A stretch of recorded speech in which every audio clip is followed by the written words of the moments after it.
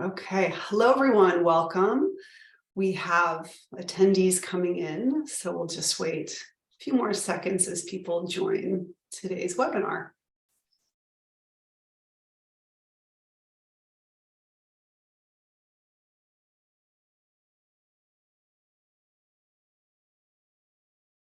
Okay. As more people join us, we'll get started. Hello, everyone. My name is Thea Lavin, and I'm the Director of Communications at reGeneration Education. Thank you, everyone, so much for joining us today for our second panel webinar in reGeneration's speaker series. And this month's panel topic is, can trauma-informed education actually create peace? So first, I'd like to thank our speakers, who I will introduce to you all shortly, for joining us. And I would also like to thank the Lisa and Maury Friedman Foundation for sponsoring our speaker series and these conversations. Before I introduce our speakers, I would like to share a little bit about why I think this conversation is so timely. The world recently observed the 33rd anniversary of the United Nations Convention on the Rights of the Child. This historic convention names approximately 50 inalienable rights that should never be taken from children. This includes, among many, the right to be alive, the right to a nationality, the right to protection from violence, the right to access education, the right to an education that helps them live peacefully, and the right to rest, play, culture, and arts. The United Nations Convention on the Rights of the Child is nothing less than the international community's highest agreement to protect children everywhere. Yet, here we are. War is raging in Ukraine. Many children in the Holy Land are exposed to daily trauma. And here in the United States, at least 1 in 7 children has experienced child abuse or neglect in the past year. Still, there is hope. Evidence from a broad range of disciplines shows that how we raise our children and educate them affects the propensity for more conflict or the potential for peace. In other words, as we say at reGeneration, peaceful childhoods create more peaceful societies. So I'm thrilled to introduce today's speakers, who I know have much to say on the topic of the path to peace through education. So first, I will introduce Dr. Ida Oberman, who until her recent retirement, after many years of service, was the executive director and founder for the Community School for Creative Education, which is a Waldorf, the first and only in the nation's Waldorf-inspired multicultural elementary charter school. It's located in Oakland. Prior to founding the community school, she was director of the California Best Practice Study at Springboard Schools in San Francisco. And before that, she served as Associate Education Program Officer at the Hewlett Foundation in Menlo Park, California. She's also taught high school in New York for 10 years. Dutch-born and German-educated, Dr. Oberman received her BA from Swarthmore College and her Ph.D. from Stanford University.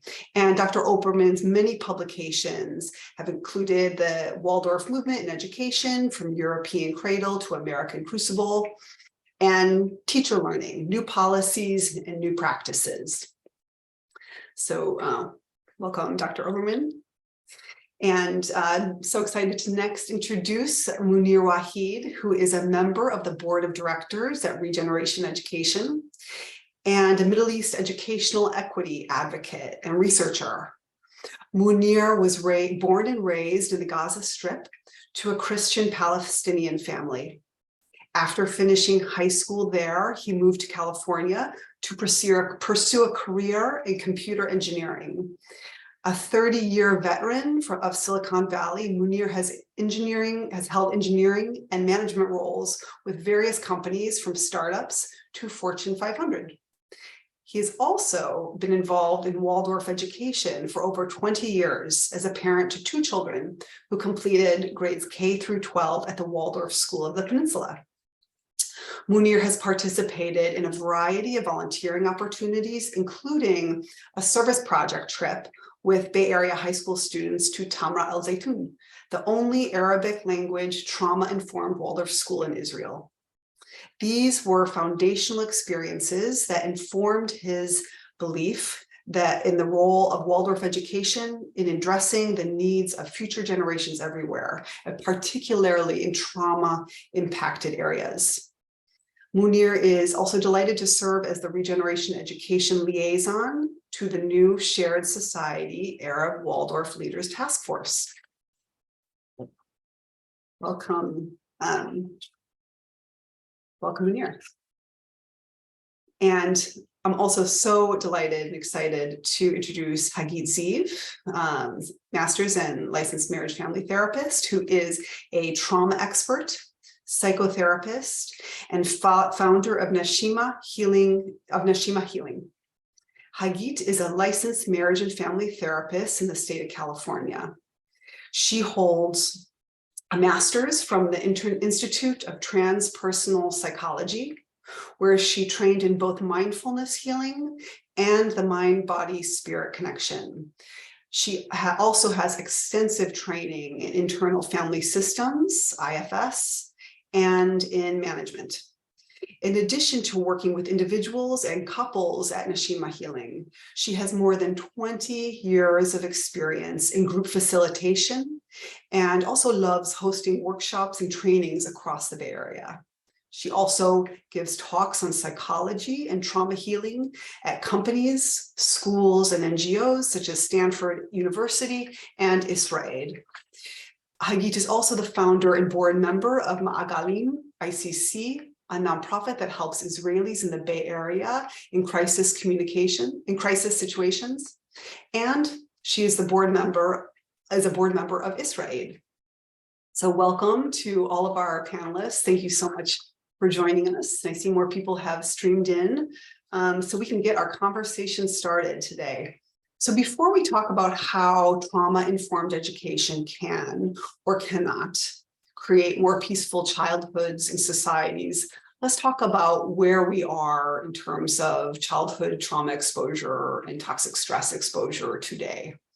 So how has the nature of children's trauma exposure here and in Israel-Palestine changed since the United Nations adopted its Conventions on the Rights of the Child in 1989. What trauma and stress experiences are children exposed to now that have the most harmful long-term effects, and what's gotten better? What was affecting them, in 1989 when the convention was first signed? That's not as big of an issue. Thank you, and Dr. Oberman. Thank you very much, and thank you for having me. Thank you for convening on this key topic. I would say, first of all, that it has not been a change in what has gotten better or what has gotten worse. It has been a change in what we've been able to perceive, identify, and diagnose and actually trace that has increased. In 1989, trauma-informed care was not yet a buzzword in, for example, Oakland Unified School District curriculum offerings.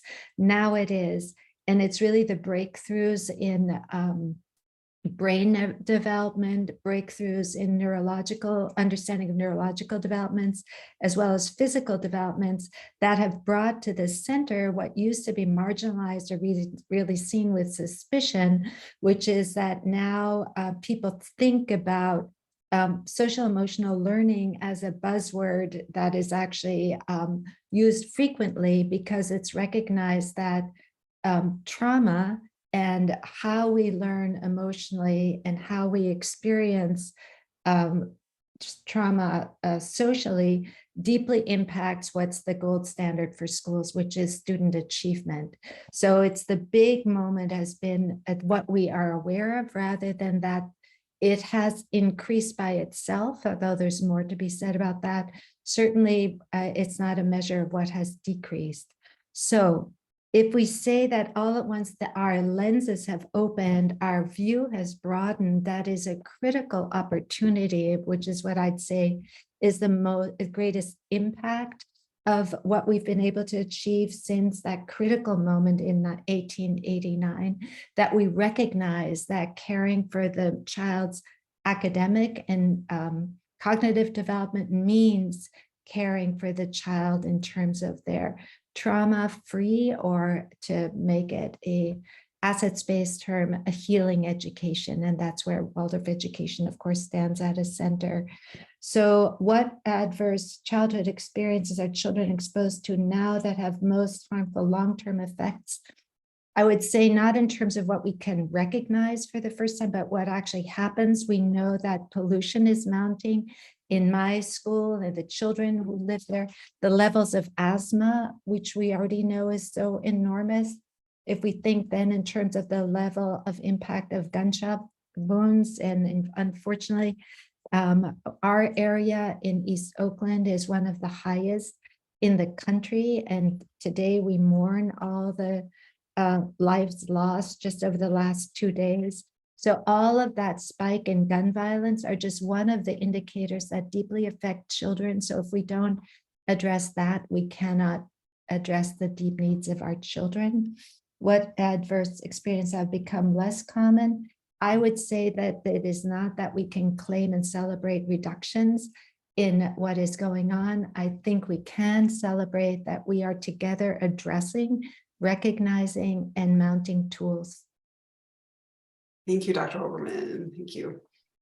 And Muneer, can you share with us about trauma exposure for children in Israel, Palestine?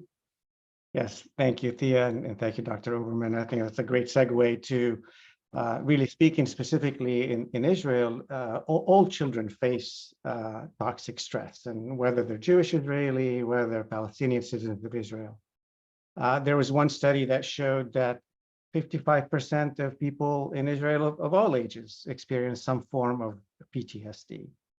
And we know that children are especially vulnerable. So, if I step back for a minute and look at kind of the definition of adverse childhood experiences, or ACEs, that has expanded from initial thinking where we're looking more at homebound factors, things like neglect, like abuse, like household dysfunction, to kind of adding in more of a community-based, community level factors and stressors. And in this case that I'm speaking about, for example, if you look at the Jewish Israeli children, they experience hardships like intergenerational trauma, the threat of missile attacks, the compulsory service in combat zones. And so when you look at those factors, there are still several stressors that really kind of merge in maybe uniquely damaging ways for the Palestinian children. So you take those factors, and then you consider things like localized violence, like communal poverty, the overall regional instability, which affects everyone, and the discrimination. So I want to just take a little bit and just kind of dive in just a little bit in each one of these. If you look at one cornerstone stressor is the violence from crime. Dr. Oberman alluded a little bit to gun violence. The murder rates are the highest in 20 years. They've nearly doubled between 2015 and 2020 in the Arab communities. And there, the community suffers from either over-policing or under-policing, and each has its own set of issues. The other key factor is poverty. And overall, poverty rates in Israel have been going down, which is good news. Though for the Palestinian Arabs that make up about 21% of the population, they still have poverty rates that are 2 to 3 times higher than the Jewish majority. So 44% of the Arab families, 62% of the Arab children are poor. You compare that to 13% of Jewish families and 21% of Jewish kids. So finally, the issue of discrimination, which it's the burden of being expected to fit in when many feel unwelcome and frankly doubt the readiness of the Jewish majority to accept them as equal. And here we're talking even, this happens even at the highest levels of education though. So one study looked at, found that Jewish Israeli lawyers, for example, are more than twice as likely to have their application acknowledged. They're more than 4 times as likely to be called in for an interview compared to a Palestinian Arab with identical qualifications. And when we've done the research and some of the studies, we had one teacher tell us that basically everything you do in Arab society is a struggle. You wake up in the morning and you're in a battle. Even the feeling of unease and fear when you speak Arabic on a public bus alongside unknown Jewish passengers. So clearly much needs to be done. And to me, it just shows that the strong need that we really need a different approach. Thank you, Muneer. Thank you for that. And Muneer, when you were mentioning the research that we did, we're referring to the paper that was recently published based on research that you and Hagit and I conducted together on obstacles to accessing trauma-informed education and trauma-informed Waldorf education in the Palestinian Arab community. And so all of our attendees, if you haven't read the paper or the press release or any of the media coverage, you should. And I'll make sure you get it in an email along with the recording of this webinar. It was the first of its kind research. So thank you, Dr. Oberman and Muneer. And you know what we hear is since 1989, things haven't gotten a lot better. So let's talk a little bit about the ramifications of this childhood trauma exposure, what our kids are experiencing. So Hagit, I would love to hear from your expert perspective as a trauma expert with many years of work. How does trauma exposure manifest in children and affect how they develop into adults? Well, thank you for your question. I will talk about how trauma looks like and about collective trauma. And if we grow up in a perfectly harmonious house and culture, our childhood will be happy and free. But for children who were raised up in a family that caused them trauma or raised in a society and culture full of collective trauma, those traumas cause their systems, the children's systems, to be injected with extreme beliefs and extreme emotions that we call burdens. So trauma is what happens within someone as a result of difficult and hurtful events. It is a psychic injury lodged in our nervous system, mind and body, lasting long after the incidents, triggerable at any moment. So I want to give an example for trauma. And an example can be just like the trauma that Muneer gave, that people just treat you differently. And you're in a bus and people look at you in a way that you can be dangerous, or look at you when you talk Arabic and someone just is afraid of you. So this is an ongoing trauma. Another trauma that I can give, for example, is imagining a Palestinian child that is watching Palestinian youth clashing with Israeli soldiers and feeling the tear gas from his home. Imagine this child running to the restroom where he can be secluded and the restroom doesn't have windows, but still is afraid of breathing because he just felt the tear gas. Imagine this fear in his body and what's happening to his nervous system. So in children, when they are exposed to trauma, physical or emotional violence, they experience inside emotional turbulence, confusion, stress, anger, inquiet system, self-blame, shame, and guilt. And on the outside, for educators, we can see emotional regulation difficulties, disturbances in relational capacities, problems in paying attention, ADD, ADHD, wetting bed at night, physical pain, dissociation, disorganization, stress that you can see somatic in their bodies, and violence.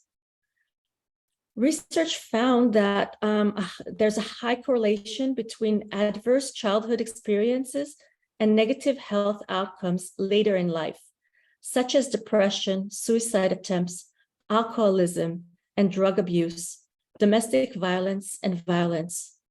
Also, there's a correlation between adverse childhood experiences and risk of heart disease, cancer, diabetes, and more. Researchers also showed that childhood maltreatment alters brain structures and function depending on type of abuse and stage of development, meaning various traumas at different ages affect different parts of the brain and create different symptoms and disorders. So we talked about personal trauma, but we also have burdens that come from traumas that we can that didn't happen directly to us, but happened to our parents or our cultural lineage. We call them legacy burdens, and they are very powerful in organizing our experience. Usually it's hard to notice them because we were born into them, so we think that's how it is. But it's there. It's burdens that we take from our society. So, for example, a collective trauma for me is the Holocaust. I wasn't in the Holocaust, but the Holocaust is very present in the Israeli culture. From a young age, you see films, you're told stories, you live and breathe the Holocaust. It's very live in you. So from a young age, for me, I decided this will not happen to me. I will be strong. But other people, like I talked to American Jews, for example, they have the Holocaust trauma also. And what they got to decide is that they're not going to identify as Jewish, so no one will know. So that's an example. And similarly, the Palestinian population has a collective trauma of the Nakba, the 1967 war, and the everyday trauma of the current occupation in the West Bank. And of course, there's much more. So we must understand that it's possible but hard to treat those traumas working with adults. It's much easier to put energy and money in avoiding them. Thank you, Hagit. Thank you for your thoughts. And, we all want, our younger generations to build the world that we all want to live in. We want peace. But what I'm hearing from all three of you is there's a lot of trauma that sets up our kids to not be able to be peace builders or agents of peace.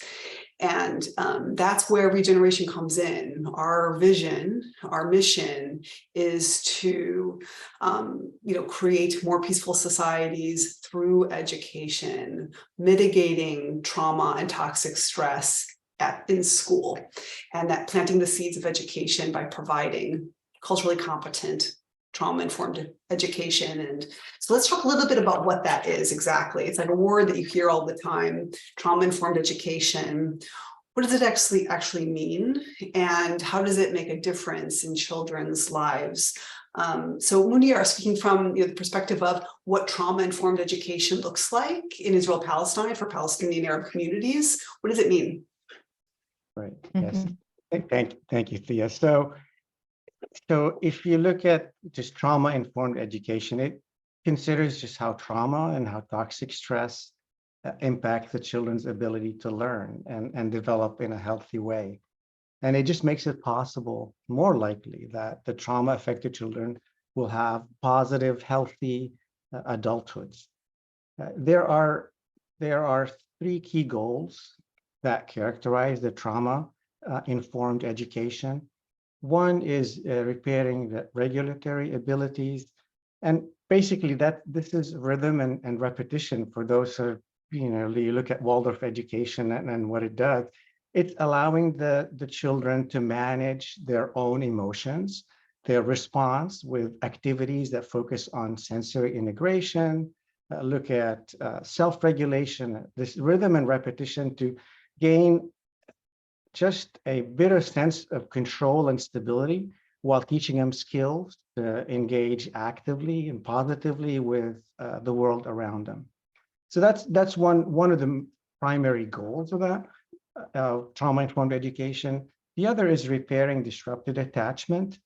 And this is the role of positive play, of helping children bond and connect, kind of creating positive relationships with their peers and also with the adults in their lives. And finally, a goal is around increasing psychological resources. And this is done with activities that really teach them to hold on to the positive emotions, especially in times of distress. Identifying messages, identifying characters in the classroom material, and that help them develop their own strengths. And we're talking about infusing the background, the identities, the lived experiences of the students into the instruction. The use of fables, of storytelling. It's really a curriculum that comes alive with beauty and reverence. And when I look back, one of the really life-changing experiences for me was the trip that I made to Tamrat al-Zaytun, which was the first Arab Waldorf school in northern Israel, and to just it was a moving and beautiful experience. You walk through the school grounds, you hear the plays and the fairy tales that incorporate the local culture. You hear songs, you hear nursery rhymes with the traditional Arabic music. One day, all the students, the teacher, folks from the community got together and baked some za'atar bread, and then they sat together and ate that traditional meal. So these are the types of things that create connections. They create a sense of belonging.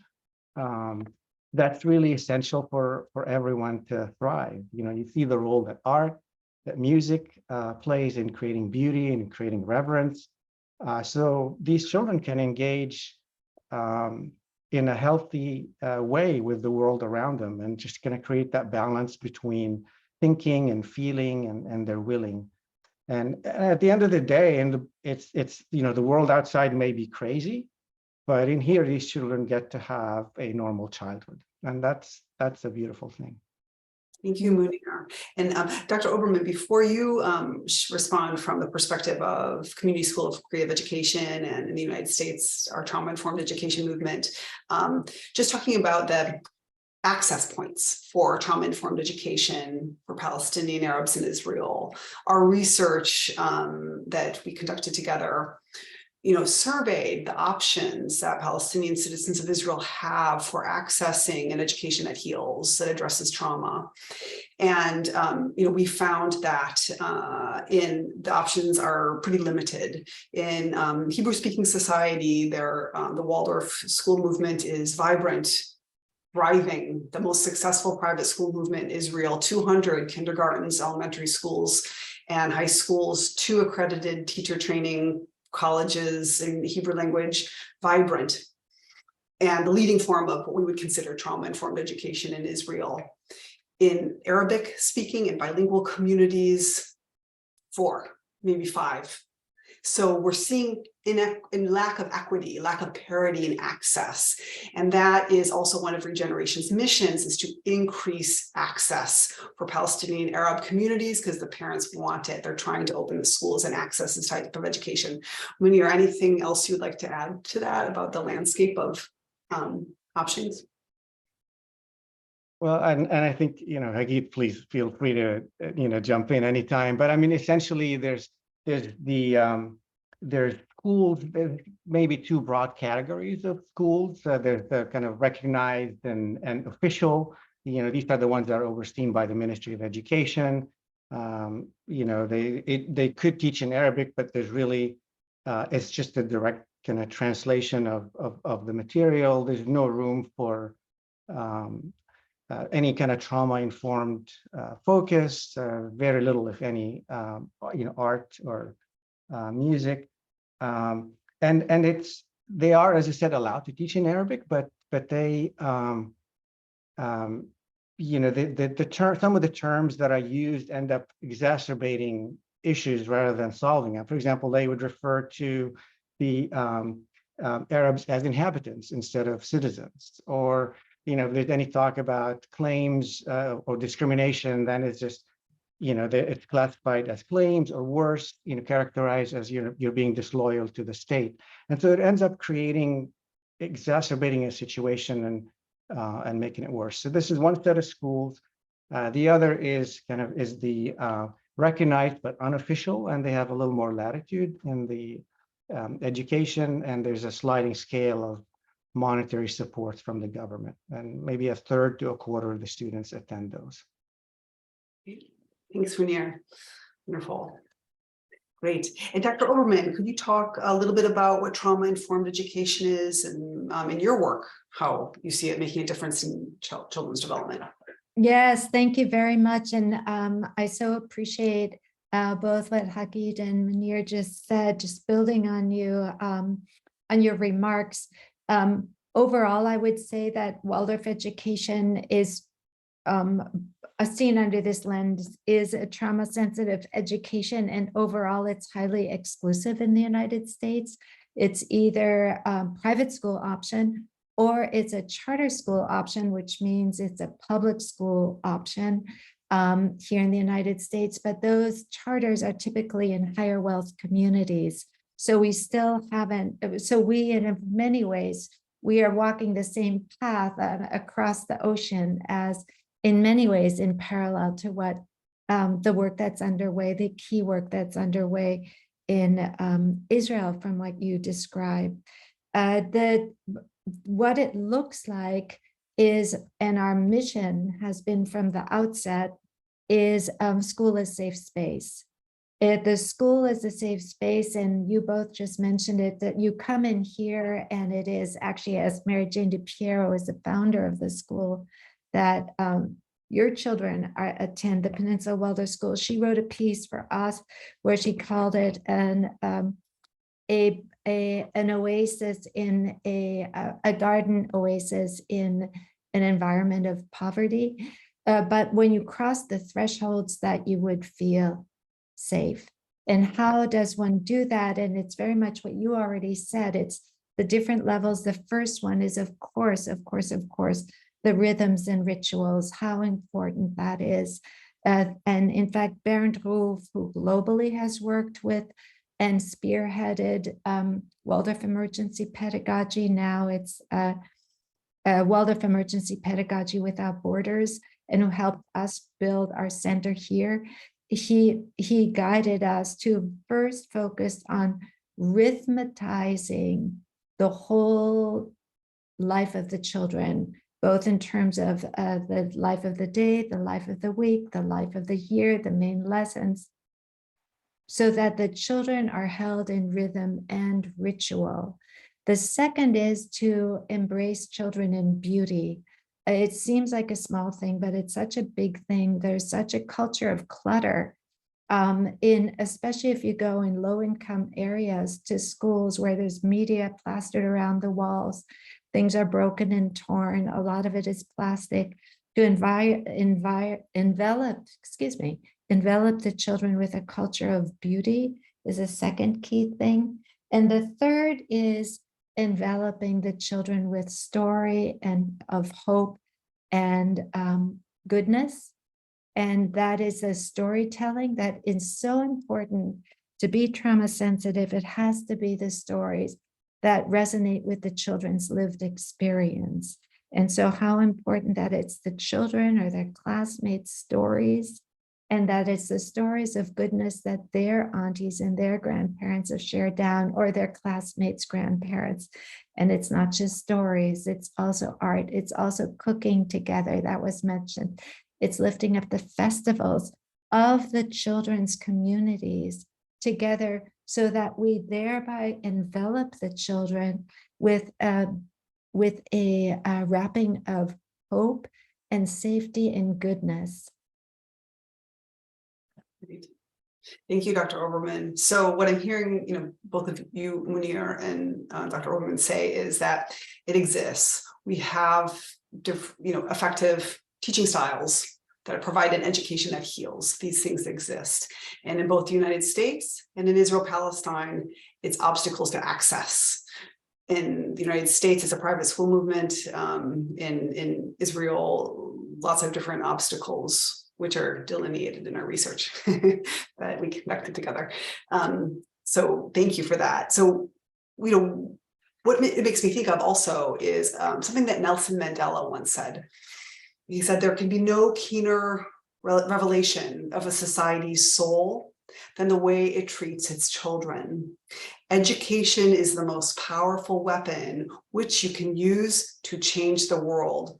So, the question that this idea for this webinar asked was, can trauma-informed education, so we know it can address trauma and reduce symptoms and behavior, that's proven. Can it also turn children put them on a course to become peace builders as adults? Can it actually contribute to reduce conflict and more peaceful societies? What do you guys think? And Hagit, I would love to hear from your trauma expert perspective.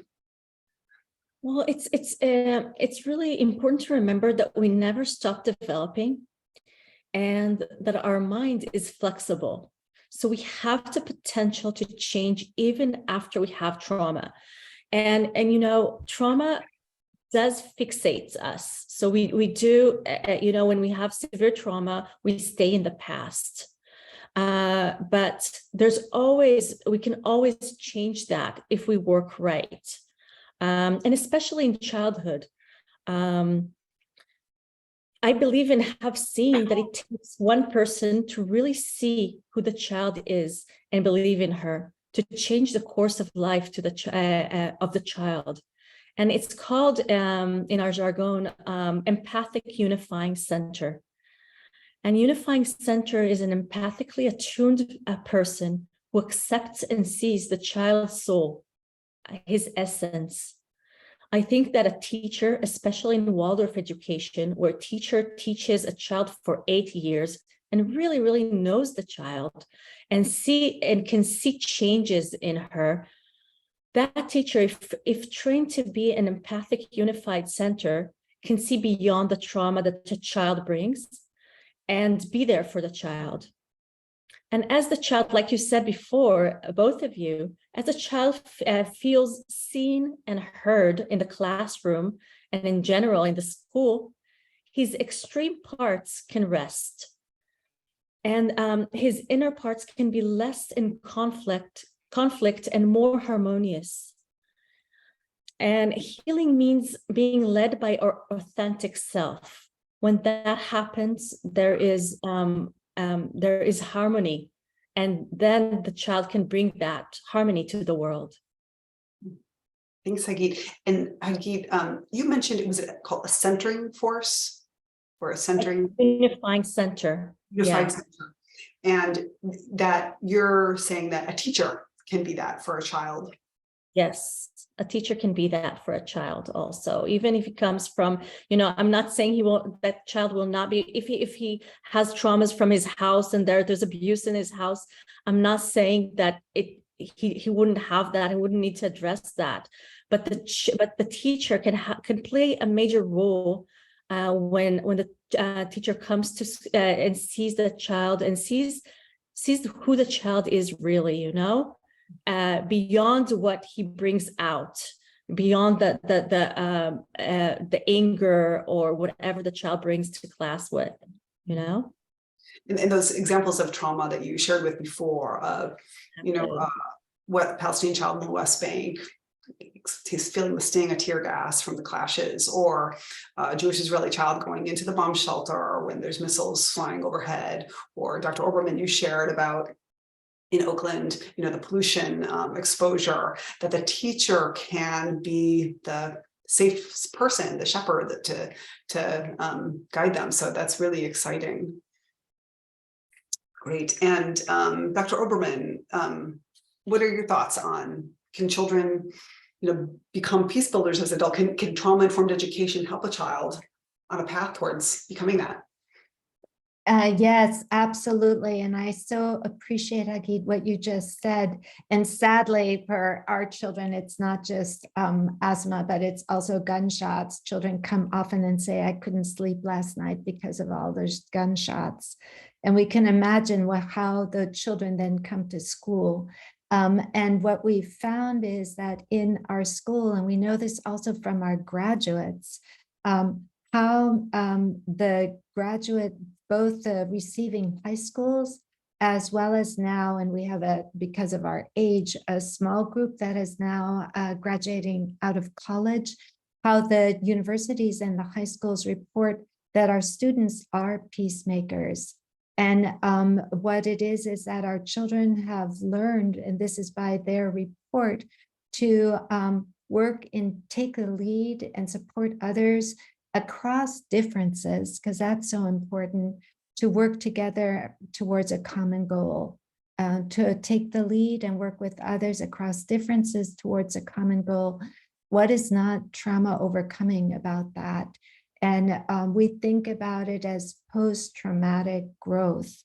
It's not that our children haven't suffered trauma, but that in what we aim to build in our children and release the capacities in our children, the children thereby have the strength to empathize with others in deep and meaningful ways to build a strong strength together. Examples are that because we are such a highly diverse community, racially, linguistically, by income, and also by learning differences, that our children will report themselves that they've learned to work with children of all different kinds of backgrounds, make lifelong friends, but thereby also build deep partnerships. And that is a key to post-traumatic growth. Thank you, Dr. Oberman. And Muneer? Yeah, I mean, absolutely. The schools can be a safe place for trauma-affected children. They serve as a starting point for preparing and empowering the children. I mean, the key question is how to really best frame the educational experience so that it achieves these outcomes. And our vision, and both Waheed and Dr. Oberman, mentioned a little bit, the idea of just really the classroom as a safe haven where children develop empathy for the other, and they develop the skills to become agents for change, and really to create the kind of society and world that we all want to live in. It's the next generation of compassionate, of courageous, of confident, of curious leaders that are ready to roll up their sleeves and make the change so that this is the world that we all want to live in. Thank you, Muneer. We also just received a question that I just want to, while we're on this topic, before we move on to our next question, is from Jerry. Why is there only one Arab Waldorf school in Israel if it's so helpful? Waheed and Muneer, would either of you like to address that?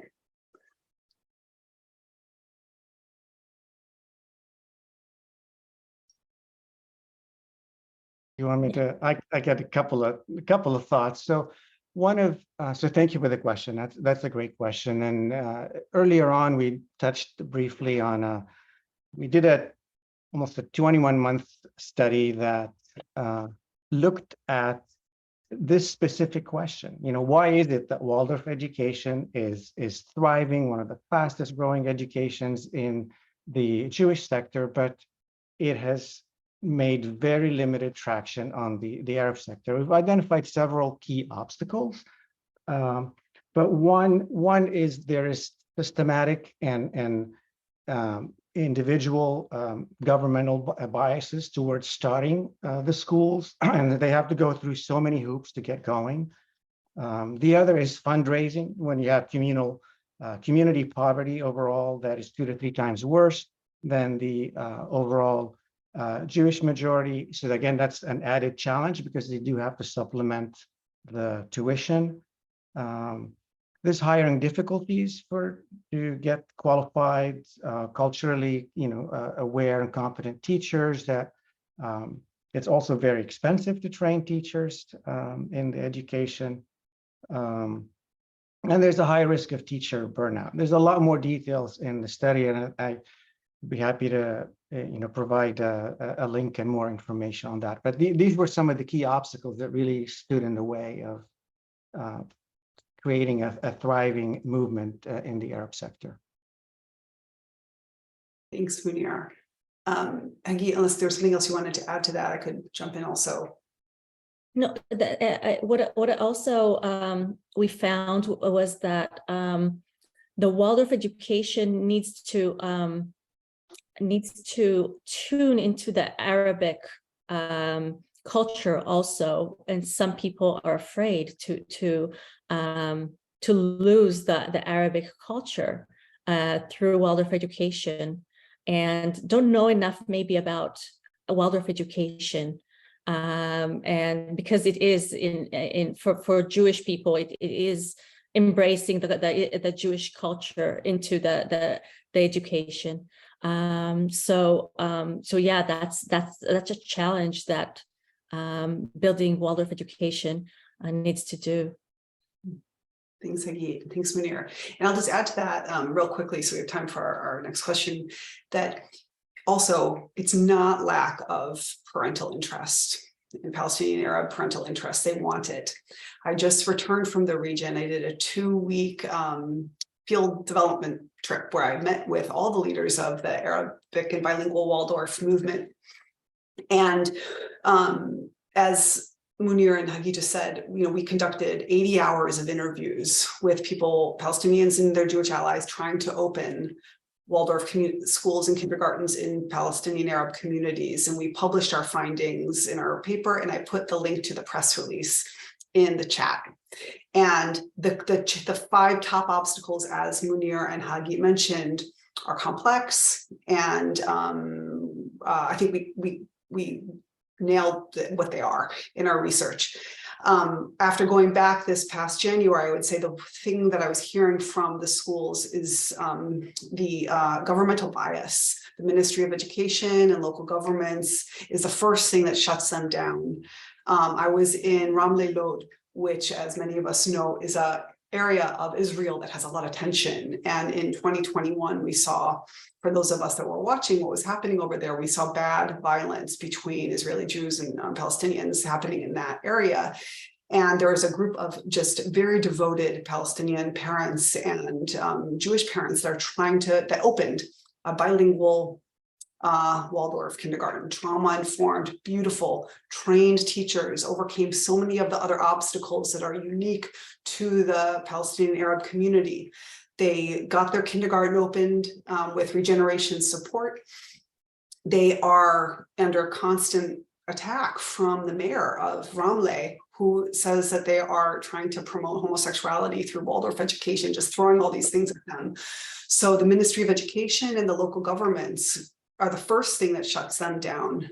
And then we have a lot of other factors, as Muneer mentioned. So I invite you to read our research and join us, because that's reGeneration's mission, started by Shefa Weinstein and Imam Jihad Turk in 2007. It is to increase access to an education that heals, so that children in the Holy Land can build the future that we all want to see and we all want to live in. So that's what we're doing. And so I invite you to join us if you'd like to participate. So moving on to our next question.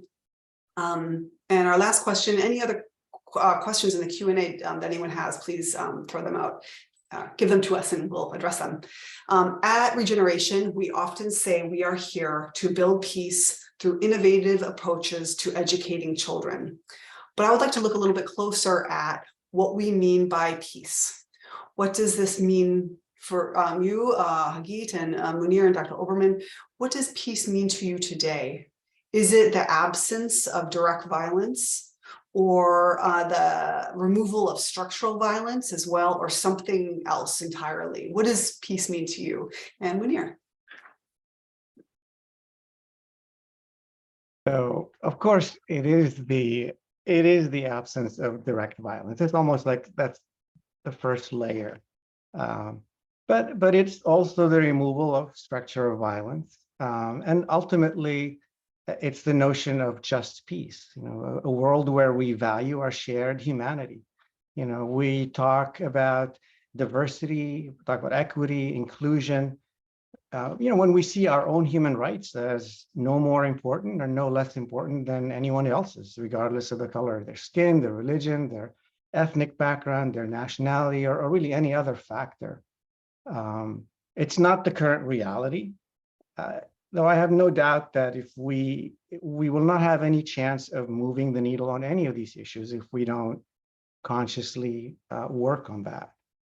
To really create the conditions for us to recognize each other as equal members of a shared society. I mean, ultimately, we are all stewards of this earth. We breathe the same air. We drink the same water. We deserve the same access and the same opportunity. And at the end of the day, it does start with an education that heals, an education that frees the spirit. It creates possibilities for everyone to thrive. And to me, that's what peace looks like. Thank you. And Dr. Oberman? Thank you, Muneer. That's a beautiful one to build on. I haven't mentioned this yet, but we're very proud to be recipients from the state of a large grant to be a demonstration site as a full-service community school focused on the whole child, which is a wonderful recognition for Waldorf education as a healing education. And I mentioned that to say our logo is that every child would feel seen and supported, and their classmate would be at our school.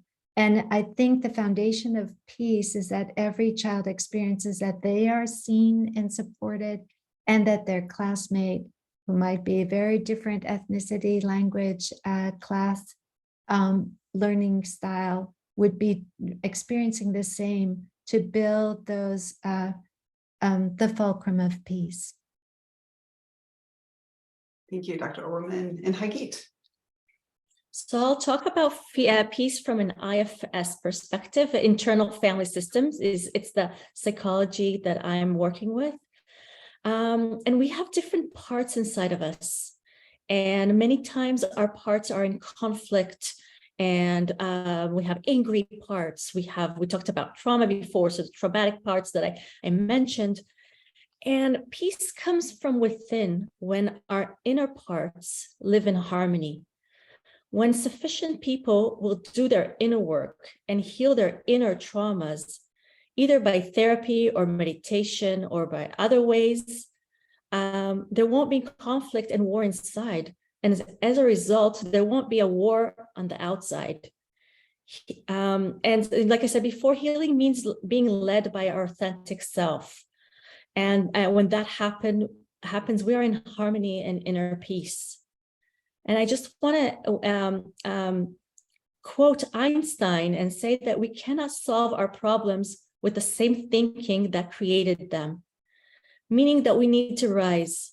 And solving peace will not come only by the thinking mind, but mainly by changing consciousness, being more connected to the heart, and bringing, when we are more connected to the heart, we believe in the right for each child to grow safely and nurtured, and we're all then agents of peace. Thank you, Hagit. And how peace comes from within. As you just said, I wrote that down when you said it. And thank you, Dr. Oberman, and thank you, Muneer, and thank you everyone who joined us today for this panel discussion, the second in the series, sponsored again by the Lisa and Maury Friedman Foundation. We're so grateful to them for allowing us to have supporting these conversations. And so thank you all. You know, as I mentioned, this is also an invitation to join reGeneration. Sign up for our newsletter and stay in touch with us, because as we discussed, there's a lot of challenges and obstacles that peace and education leaders here in the United States, like Dr. Oberman, or in Israel, Palestine, are facing in trying to increase access to an education that heals. But nothing is impossible. Peace is not impossible. Healing is not impossible. If we work together, we can do it. And we can provide an education that heals and build the future we all want to live in. So thank you. I just have, let's see, we have, great. Just think if we have any questions. So thank you all. I think unless there are any other questions, we can probably close it here. And thank you to our panelists for joining us today. It was a great honor to have this conversation. Thank you. Thank you. Thank you so much. Wonderful. Thanks all. Have a great rest of your Tuesday. Bye.